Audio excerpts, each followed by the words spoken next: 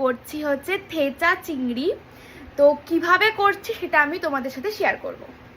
এখানে বাদামটাকে ক্রাশ করে আলাদা করে রেখে দেওয়া হলো।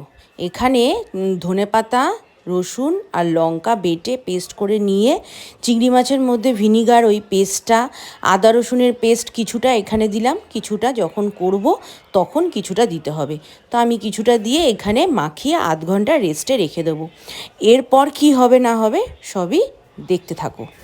এখানে একটু গোলমরিচ গুঁড়ো দেওয়া হচ্ছে, সর্ষের তেল দেওয়া হচ্ছে, বাস।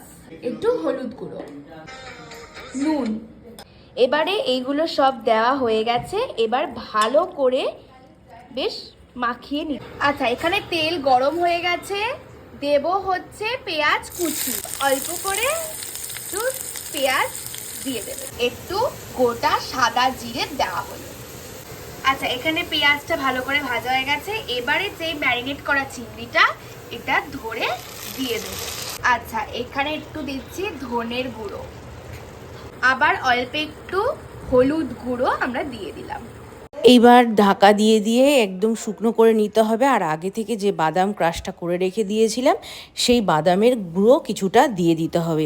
এরপর একদম মাখা মাখা হয়ে আসলে তারপর নামাতে হবে। আচ্ছা, আমার কিন্তু এদিকে থেচা চিংড়ি অলমোস্ট ডান, আর একটু জাস্ট কষাবো, তারপরে নামিয়ে নেবো।